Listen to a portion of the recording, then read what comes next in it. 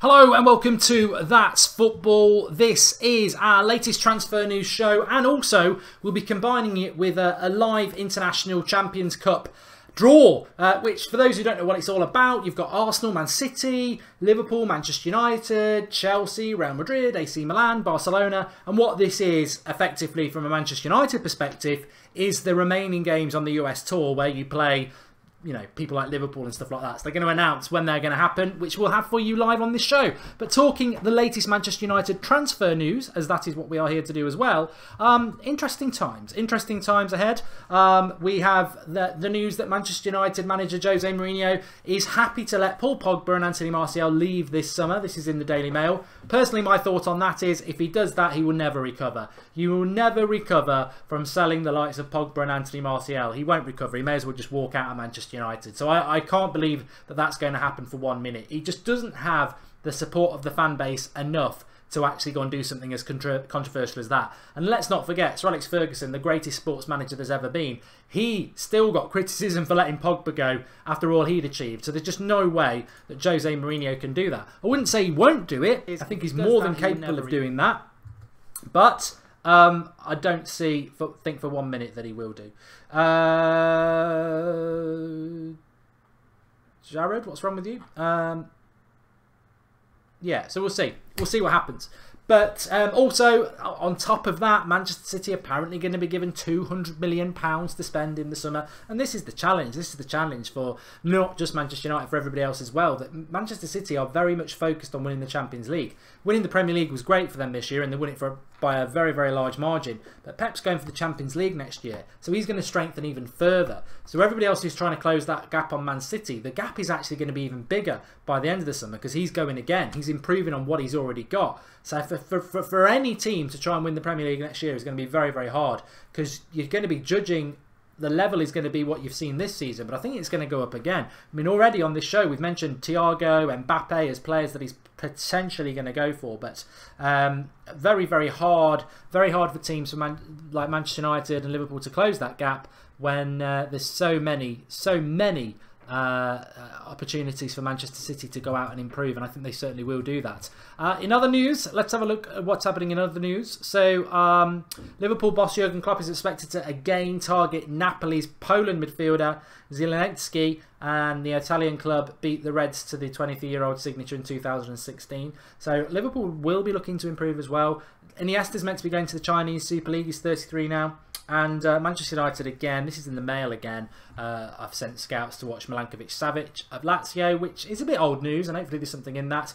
Sticking with Manchester United, the Sun are reporting that Marcus Rashford has stalled on contract negotiations because he's not happy about game time, so he doesn't want to sign a new contract at the moment. I wouldn't believe that, one, because it's in the Sun, and two, as I keep saying with Marcus Rashford, he's been at that club since he was a kid, he's a local lad, and would you leave Manchester United just because you're not getting picked at the moment?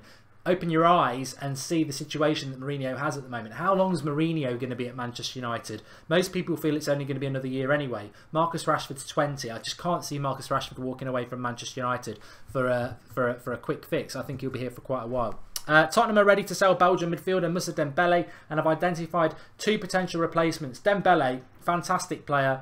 I think he's about 30, 31 now though, and apparently won't sign a new contract. So there won't be any shortages of signatures for Dembele, but a bit like Alderweireld, if they're not signing a new contract, then Spurs need to move on. And Spurs have got people like Sanchez coming through. So in the midfield, Dembele would be a loss. But if a player doesn't want to stay, you move them on, and I think that's the right thing to do for Spurs. I certainly wouldn't mind him coming to Manchester United. Trent Alexander-Arnold of Liverpool has committed his future to Liverpool and set to see his wages double. Why would he want to move anywhere else?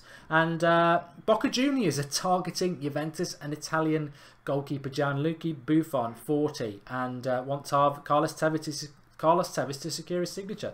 Can't see Buffon going to play in the Argentinian league, if I'm honest. And Liverpool are chasing 22-year-old Aston Villa star Jack Grealish in a £22 million deal. Danny Murphy's at it again, saying that Benitez would be the perfect successor to Wenger at Arsenal. I tell you what, I think Arsenal Fan TV would love that. They need another villain, and I'm sure they'd be quite fanciful of that. And Chris, anything can't happen. Hala Madrid, you're a Madrid fan, I'd never have guessed. And United need to buy world-class players, says Emil Smadina. I think in relation to Manchester United, they already have a lot of world-class players. but it's just about getting the best out of them at the moment. I feel they're just not doing that. They're not doing that at all, are they? So they need to, but they're not. And I just think that the captain of the ship drives the ship, and the manager of the team should be doing better than he is. Ryan Sessegnon is an interesting one at Fulham. I actually think he'll go to Spurs, and he wants to play in the Premier League. Fulham could get promoted, in which case I think he'd probably stay for another year. So I don't think that that is necessarily set in stone that he'll move on. But I just feel that Sessegnon would go to Spurs if he's going to go anywhere. And on that 200 million for Manchester City, they're linked to Napoli's Jorginho, Fred from Shakhtar Donetsk, and maybe even Riyad Mahrez again. So big money available for Manchester City to spend, and I'm sure that they actually will be looking to go out and spend and open a further gap. Matty Parrish, do you think that United board and the press will start to look at Mourinho if we crash out of the FA Cup against Spurs? It's an interesting one on Jose Mourinho. I was speaking to Draughty a couple of hours ago about Manchester United, and I said, well, take away Manchester United and the look at it from a business point of view, and I just feel that the mess at Manchester United at the moment from an outside point of view must be great to watch if you're a Liverpool or a Man City fan, but it's not great, is it? I mean, you've got a manager taking a pop at his players all the time. You've got players not responding to that manager, and it's just not ideal. But I have to believe that Mourinho can turn it around. But whether he will or not is really interesting.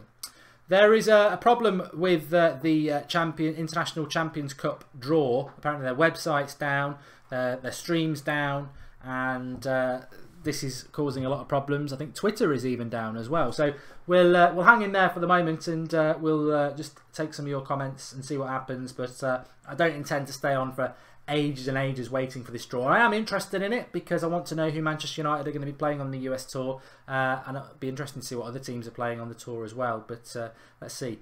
We are in second place, says Jive Josh. Manchester, yeah, a lot of people forget that, don't they? A lot of people do forget that. Wolves and Fulham are coming up for sure, says Pratik. I don't think Fulham are coming up for sure. Wolves definitely are. They've been promoted. And we need Verratti badly, says Hala Madrid. I don't know. Verratti doesn't really fit the typology of a Mourinho player because of his height, but I wouldn't say no to him. Chuck us your questions. Do you think when Mourinho leaves he will slag off United like Van Gaal or Moyes? 100% Spikes. I think he will. Yeah. Mourinho is about Team Mourinho, so he will never admit that he's done anything wrong. So if he leaves Manchester United in bad circumstances, then of course he's going to say that he was hindered. Any Liverpool transfer news, Mark? Ian Turlington? Yep, we were speaking about the Napoli Polish midfielder that they tried to sign in 2016. Apparently they're in for him again. Of course, they've already got Naby Keita coming in from RB Leipzig, and I think they will be looking for a goalkeeper. Alisson at Roma keeps getting mentioned. I think they'll spend some money.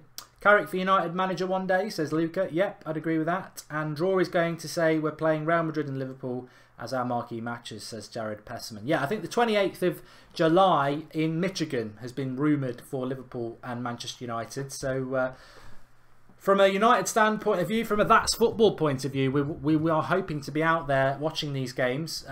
Be very, very happy to do that if it transpires to be as predicted. But let's see.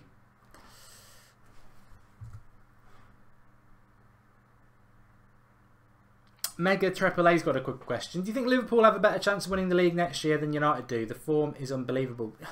I don't actually. I don't know whether we've got any Liverpool fans, but I don't think Liverpool have got a great chance of winning the title next year because they've been amazing this year. And they would need... Firmino, Mane and Salah have been amazing this year. Can they keep that up next year? And even if they do, surely they're only going to achieve what they've achieved this year. They've still been brilliant all of this year, but they're still in fourth or third. So I don't see how they're going to close that gap on Man City when they really can't improve their attack. They can improve their defence, but I don't see Liverpool getting near the title next year at all. The consistency required. I think Liverpool need to be in a title race to experience it and then win it. It's very hard to go on. I mean, I know Leicester did, but It's very hard to just go and do that.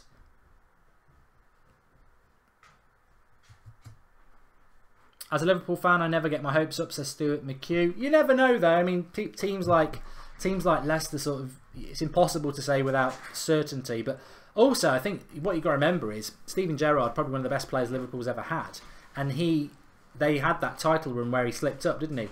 And unfortunately for Liverpool, it's a bit like England in a penalty shootout.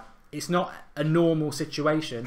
There's a load of history with it as well that puts so much pressure on you. Like England can never really win penalty shootouts in knockouts that matter because there's so much added pressure for them because they've got so many years of baggage. Liverpool, if they got into a title race and it was tight, it's not just about Liverpool winning a title race, it's about Liverpool having not won a title for however many years. It's like Manchester United.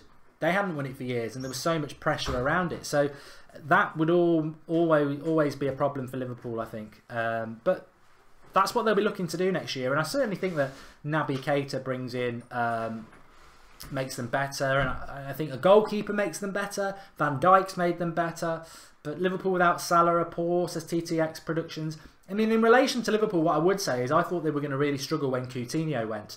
And they've actually probably been better. So Liverpool always seem to ride their issues. Like Suarez went, Torres went, Suarez came. Suarez went, Coutinho came. Coutinho went, Salah's there. So they always seem to evolve quite well, but never well enough to win a title. And I personally don't think they will win it next year, but we'll have to wait and see. I am looking forward to seeing Wolves next season. And be interesting to see what happens with those. Life's too short to wait for this stream about the 2018 International Champions Cup. I think there's no update on it, and that's a little bit disappointing. If anybody has any update on it, let me know. But it's not worth staying live that long for it, is it? United need to win the title in the next few years, says Prantic. And do you think Donnarumma has potential to be world class, says Christopher White? I think Donnarumma gets a lot of stick, but he's only 18, 19, and De Gea was making mistakes then. He's a kid, he's playing very high level football, and he's going to make mistakes in goal. I think in 2 years' time he will be, yeah. Goalkeepers have got to make mistakes when they're growing, and he will make mistakes, but I think his mistakes unfairly get highlighted too much. He will make mistakes, but I think he'll be a very good goalkeeper. He's probably not quite ready yet, and if he was to come to a Manchester United or a Liverpool, I think in his first year he probably would make mistakes, and the press would go after him like they did De Gea. But I think 2 years' time he'll be very, very good. Dennis Palmer, Belgium isn't my team, but they've got some of the best players around. See them getting to at least the semi-final in the World Cup. It was the same at the last World Cup though, Dennis, and I think being managed by Martinez doesn't help too much either. So I'm not expecting great things for them. This International Champions Cup is getting on my nerves. Kingman says Spurs versus Barcelona.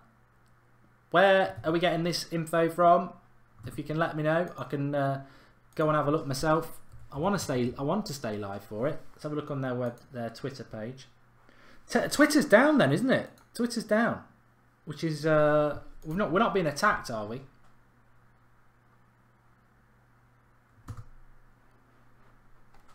Oh, sorry. I'm just going to stay alive for a little bit and see what happens with this. But Twitter's down.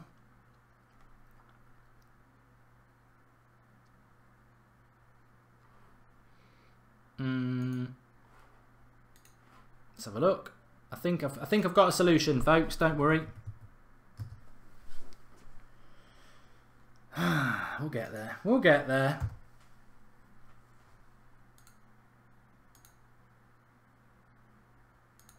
He says.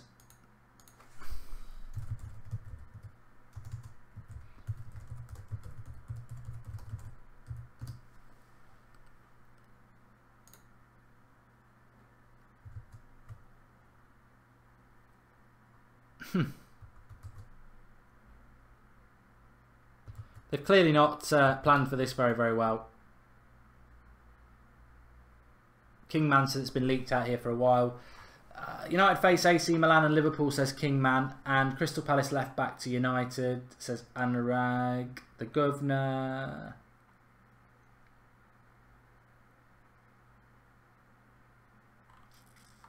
Bet the Russians have attacked Twitter, says Evan. I think Twitter's down for me, mate. Yeah, Twitter's down for us at the moment.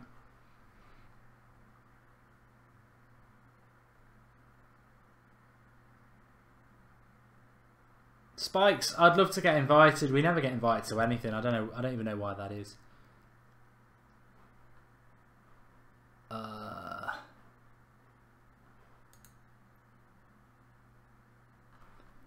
Oh, life's too short for this. I tell you what, I'm just going to put a tweet out for the International Champions Cup. It was a nice idea, wasn't it? But I'll just rebadge it as the latest transfer news. Thanks everyone for watching.